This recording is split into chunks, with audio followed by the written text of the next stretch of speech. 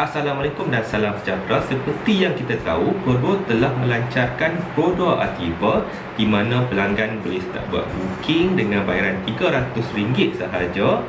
Jadi dengan pelancaran Perodua Artiva tu, kita tak dapat lari dengan membeza-bezakan dengan Proton X50 yang telah dilancarkan pada bulan September tahun 2020. Seperti kita tahulah yang ramai lagi yang masih belum dapat X50 walaupun telah booking daripada bulan 9 tahun 2020. Jadi dengan pelancaran Perodua Artiva ni mungkin akan memberi option ataupun pilihan kepada pelanggan-pelanggan yang terfikir-fikir sama ada dia nak cancel booking ke ataupun nak menunggu booking Proton X50 tu. Jadi hari ni kita tengok apa perbezaan antara Perodua Artiva dan juga Proton X50 dari segi beberapa ciri-ciri penting yang saya akan bincangkan dalam video ni.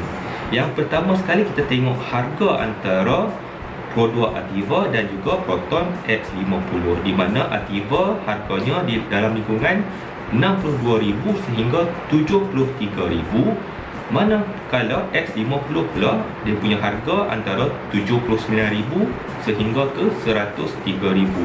Kita nampak ya, high spec Artiva lebih rendah harganya berbanding dengan lower spec untuk X50. Okey, ada perbezaan harga dalam 20 ke 30,000 bagi kedua-dua kereta ni. Artiva lebih murah 20 hingga 30,000 lah kan. Jadi kita nak rectify ataupun nak tengok harga tu beza dari segi mana. Mungkin yang kedua ni kita tengok enjin dan transmisi. Okey, untuk Artiva dia punya enjin menggunakan 1.0 liter turbo CVT dengan 3 silinder, manakala untuk X50 pula 1.5 liter turbo DCT juga 3 silinder. Jadi kedua-dua kereta ni dia menggunakan enjin 3 silinder. Tetapi dengan perbezaan dia punya kapasiti 1 liter berbanding 1.5 liter turbo tu, dia punya kuasa tu untuk Artiva dia generate 98 horsepower, manakala untuk X50 pula dia generate 150 horsepower. Yang ni saya buat perbandingan untuk yang X50 variant orang kata apa, variant premium dan ke bawah, sebab yang flagship tu TGDI tu hanya satu flagship saja kan. Jadi kita ambil yang variant yang 3 yang bawah tu lah. Jadi untuk kuasa X50 ni dia 50% lebih berkuasa berbanding dengan Perodua Artiva. Okey, tengok pula dari segi torque. Torque dia pula untuk Artiva dia ada 140 Nm torque, manakala untuk X50 dia punya torque adalah 226 Nm. Torque untuk X50 juga lebih 60% berbanding Artiva. Yang inilah menunjukkan, orang kata apa, yang inilah mungkin penyebab perbezaan harga 20,000 hingga 30,000, sebab enjin X50 sebenarnya lebih berkuasa lah berbanding dengan Perodua Artiva. Untuk Artiva dia akan menggunakan timing chain, manakala untuk X50 menggunakan timing belt. Okey, yang ketiga tu kita tengok pula dari segi penggunaan minyak. Okey, sebab enjin makin power, besar kemungkinan juga minyak pun boleh tahan juga lah kan. Okey, kita tengok perbezaan minyak. Untuk Artiva, untuk 100 km dia menggunakan 5.3 liter, manakala untuk X50 100 km X50 menggunakan 6.5 liter. Okey, nak tengok perbezaan dia ni, kita ambil untuk jarak pemanduan 350 km. Dia lebih kurang daripada KL pergi ke JB ataupun KL pergi ke Penang. Okey, 350 km tu kalau kita drive Artiva dia akan menggunakan 18.55 liter, manakala X50 pula dia akan menggunakan 22.75 liter untuk 350 km tu. Jadi kalau kita drive daripada KL ke Penang ataupun KL ke JB, untuk Artiva dia akan menggunakan RM37 minyak. Kalau kita ambil minyak harga RM2 lah. Manakala untuk X50 pula dia akan menggunakan RM45 minyak. Jadi perbezaan tu hanyalah RM8 untuk perjalanan daripada KL ke Penang ataupun KL ke JB. Perbezaan tak banyak sangat lah. Tapi mungkin perbezaan ni akan nampak lebih ketara kalau kereta tu digunakan untuk dalam bandar. Okey, kita tengok pula dari segi waranti. Waranti untuk Ativa, dia memberikan waranti untuk 5 tahun ataupun 150,000 km mileage.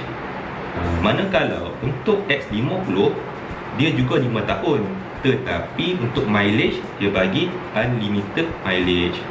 Jadi untuk 150k kilometer tu untuk Ativa mungkin dalam masa 3 tahun untuk siapa yang drive 50 km setahun tu, waranti dia akan habis awal lah. Mungkin 3 tahun dah habis waranti. Manakala untuk pengguna X50 dia unlimited mileage, jadi dia tak perlu risau lah dari segi penggunaan mileage tu kan. So lebih advantage kepada X50. Untuk dimensi pula kita tengok panjang Ativa ni secara keseluruhan Ativa ni lebih kecil lah berbanding dengan X50. Kita tengok dia punya panjang dia Ativa 335mm lebih pendek berbanding dengan X50. Untuk lebar pula, lebar dia kurang, Ativa dia kurang 105mm berbanding dengan lebar X50. Untuk wheelbase pula, iaitu jarak antara tayar depan dengan tayar belakang tu, ganda dia tu, untuk Ativa dia punya wheelbase tu pendek sikit, iaitu 75mm lebih pendek berbanding dengan X50. Dan berat keseluruhan kabin tu untuk Ativa dia lebih ringan 300kg berbanding dengan X50.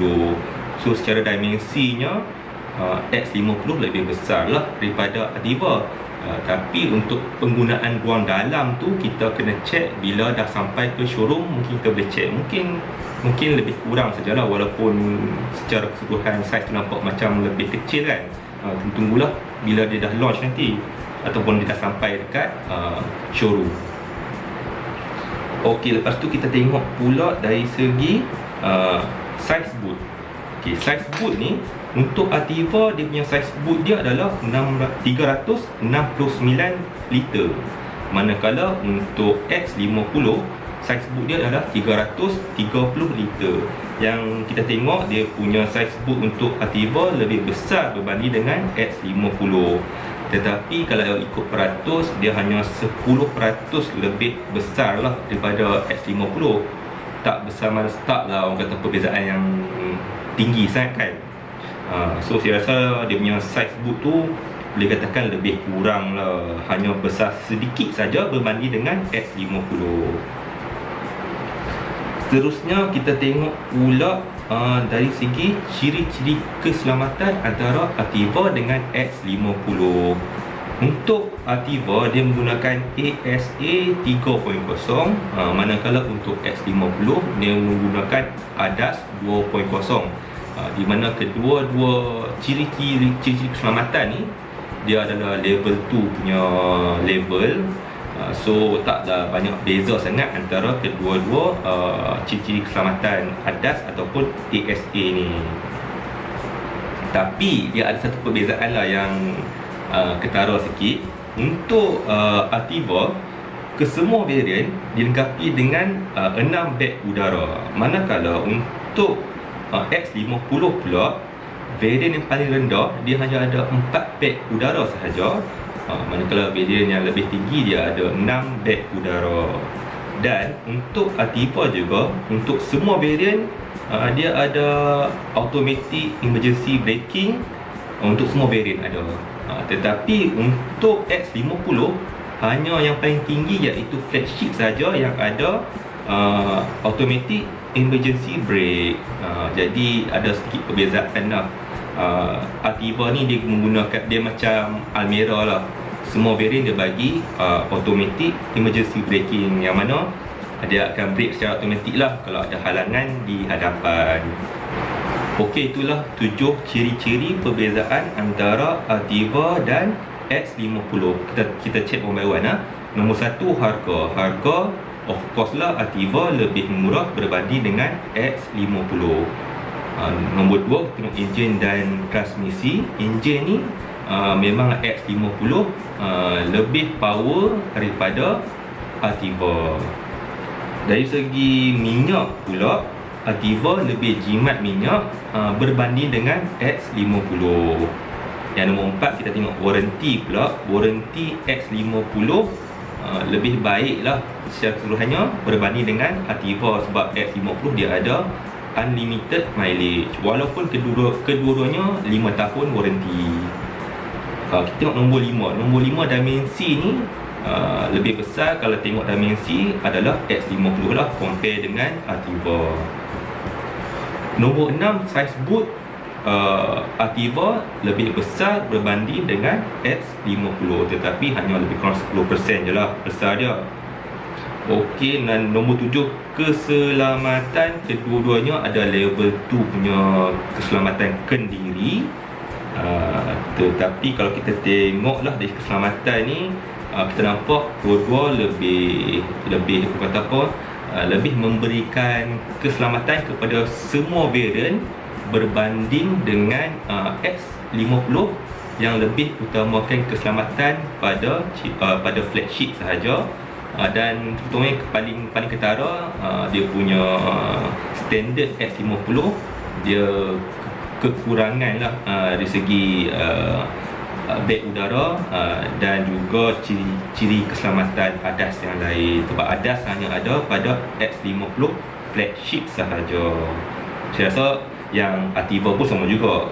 ASA 3.0 tu mungkin hanya ada pada flagship, tetapi untuk macam automated emergency braking tu dia bagi pada semua variant, tetapi yang X50 dia hanya bagi pada variant flagship sahaja. So itu sajalah perbezaan yang orang kata apa, ciri-ciri utama perbezaan antara Ativa dan X50. Jadi apa pendapat anda? Apa pendapat anda tentang kedua-dua model ni? Apakah perbezaan harga tu bagi anda relevan ataupun tak relevan? Dan apa perbezaan ataupun ciri-ciri yang anda utama dalam memilih antara Ativa ataupun X50? So itu sajalah saya nak kongsi untuk video kali ini. Anda boleh komen di ruangan komen kalau ada apa-apa pendapat anda tentang Ativa ataupun X50. Sehingga kita berjumpa di video seterusnya. Assalamualaikum dan bye-bye.